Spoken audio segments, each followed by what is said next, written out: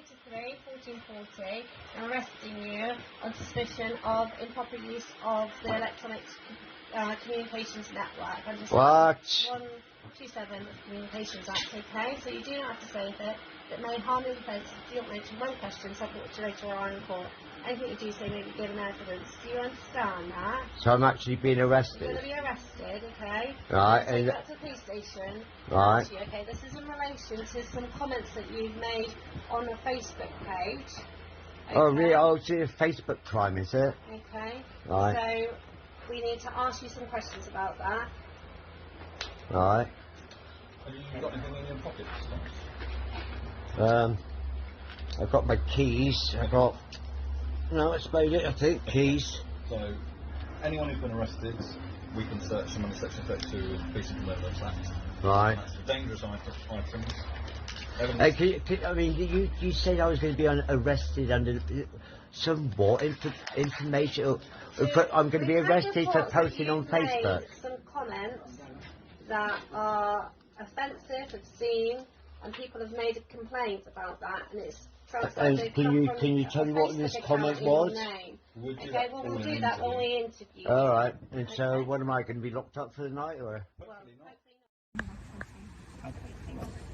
Before I ask you any questions about what's going on today, I have to caution you, which is just your rights, which is you do not have to say anything. It may harm your defence if you do not mention one question, something which you later on in court. Anything you do say may be given. What are you here for today? Physically, I'm just standing here. Okay. Why here of all places? I know you don't live nearby. But this is an abortion centre. Okay, that's why you're stood.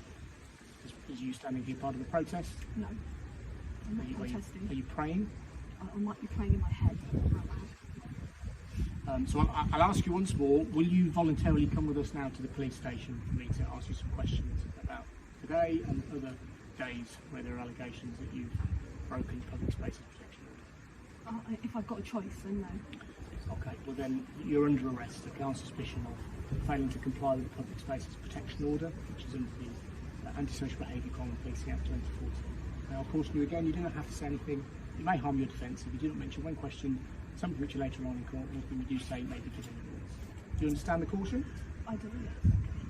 Okay. Your arrest is necessary in order for the prompt and effective investigation into the offence. What that means is so that I can ask you some questions. And also to protect vulnerable people, mainly service users in the clinic. Okay? So you'll accompany us now to the police station. You get booked in front of the custody sergeant, and then if you want to solicitor, you can solicitor on the limb for you. Okay? I don't intend to handcuff you, but obviously my colleague will search you because we're going to get you to a police car and make sure you don't have anything that will harm us or okay? What did you do in my pocket? No, I'll do it.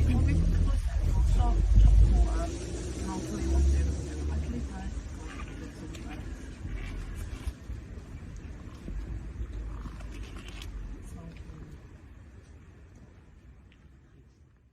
Are you saying this at the time? Everyone is detained at this time.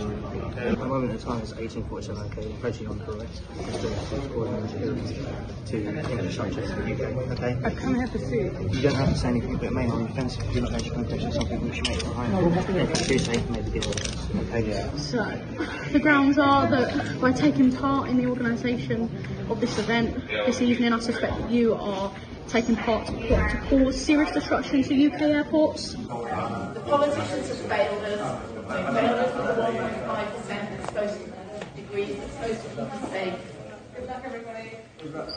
Hi, so my name's Daniel. I'm being arrested. I'm not really sure why. I'm at my parents' house right now.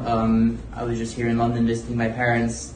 I think I've been told I'm under arrest for conspiracy to commit a public nuisance. Well, this is what happens when you resist the British state.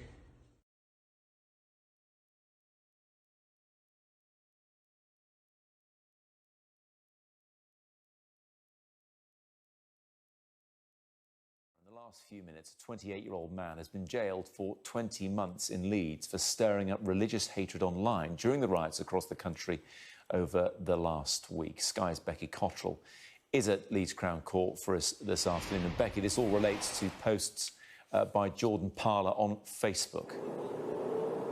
Yeah, essentially he was telling people on Facebook to go and attack a hotel in Leeds housing asylum seekers. He didn't actually take part in that action. We understand he was at home with an injured foot, but it was his messages online that were seen by his friends and other people they shared those posts with that were at the root of his sentencing today. Just let me read you some of the stuff he'd posted. He said, "Every man and his dog should smash expletive out of Britannia Hotel." He also said that asylum seekers are here given a life of Riley off the tax us hard-working people earn when it could be put to better use. Come here with no work visa, no trade to their name, and sit and doss.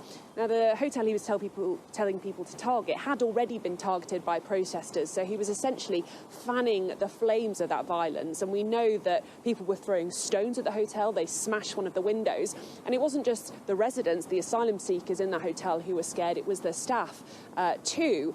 And the judge said that he should have known that that was going to happen when he did this. Now, he later said to police that it was a moment of foolishness, but he was still very forthright in saying that he had done this because of the anger he felt towards asylum seekers.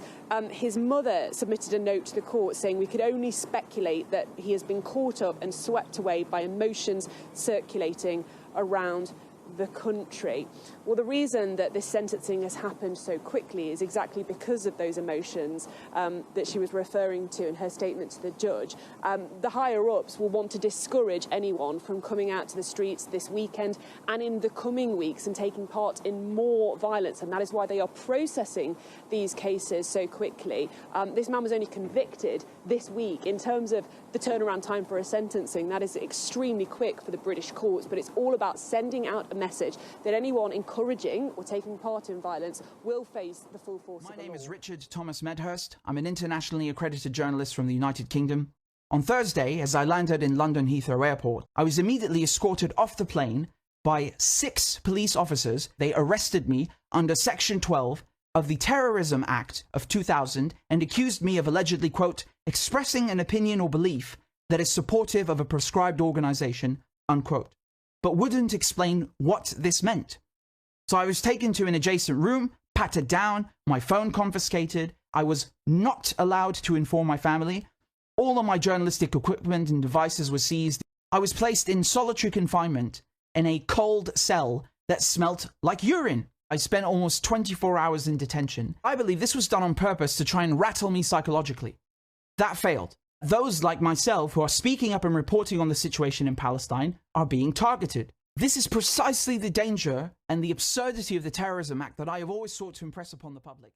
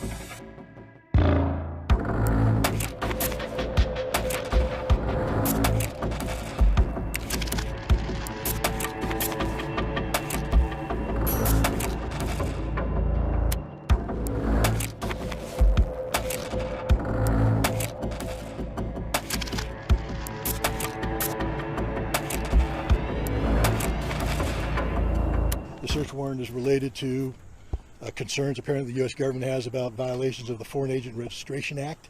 I will tell you right now, I am not in violation of the Foreign Agent Registration Act. I have not done anything that would do it, and hopefully by executing the search warrant and taking the materials that they did, they will rapidly reach that conclusion. I will say that things like this have a chilling effect on free speech. There's no doubt that I'm being targeted because of statements I've made about U.S. policy in Ukraine. I'm being targeted because I have made an effort to try and improve relations between the United States and Russia, to try to bring about arms control, to bring about peace. Apparently somebody in the U.S. government takes umbrage at this, so they executed a search warrant. The FBI was extraordinarily professional. I have no complaints against the personnel that did this. I do have complaints against the personnel that caused this to happen. This has a chilling impact on free speech. The idea that you have a free speech right in America when you execute it in a manner that the U.S. government takes exception to, and they launch a search warrant, that is an intimidation factor. I can say that I am not intimidated, and I will continue to speak out, and I will continue to do what I do, because that's my responsibility as an American citizen, and I will continue to operate in that manner. So I think I gave you all the answers you need at this point in time. I would request that you respect that and let me and my wife get on with our business. I have decided we really need camps for adults.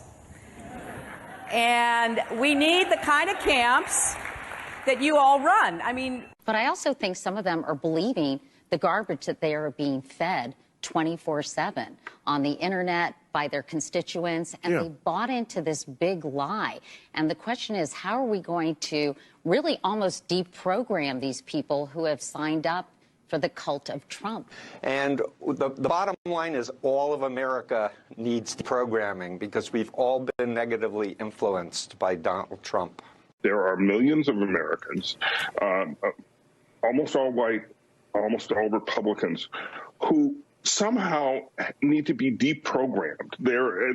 It's as if they are members of a cult. We had programs, federal programs, that went towards funding organizations like these that de-radicalized people, and President Trump pulled the plug. One thing that we know is that we have to get that funding right back up, and we probably need to double, triple, quadruple, or increase funding for these de-radicalization programs. and sadly, so many of those extremists, those MAGA extremists, take their marching orders from Donald Trump, who has no credibility left by any measure. He's only in it for himself. He's now defending himself in civil actions and criminal actions. And when do they break with him? You know, because at some point, you know, maybe there needs to be a formal deprogramming of the cult members. They also believed that their immediate responsibility would be to protect against what they called the counter-revolution. And they felt that this counter-revolution could best be guarded against by creating and establishing re-education centers in the Southwest, where we would take all the people who needed to be re-educated into the new way of thinking and teach them how things were going to be.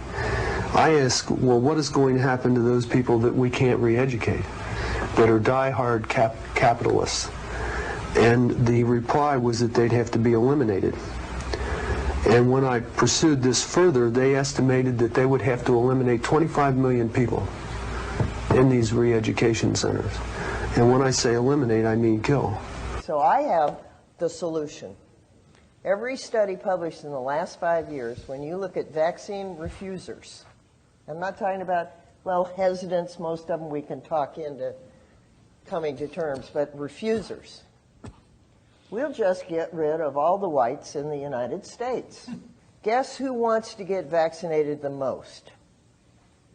Immigrants. Quite honestly, you know, the health sector doesn't know what to do, because this is now first and foremost a political problem.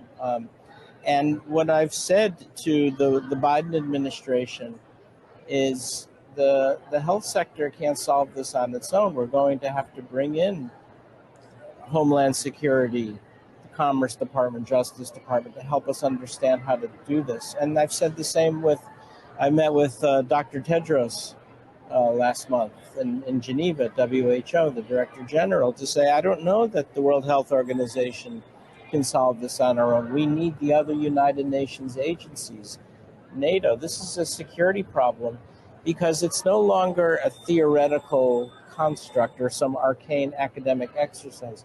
200,000 Americans died because of anti-vaccine aggression, anti-science aggression. And so this is now a lethal force that, and now I feel as a pediatric vaccine scientist, it's just as though it's important, just as it's important for me to make new vaccines to save lives. The other side of saving lives is countering this anti-vaccine aggression. So it's going to be up to us on January 6, 2025 to tell the rampaging Trump mobs that he's disqualified. And then we need bodyguards for everybody in Civil War conditions.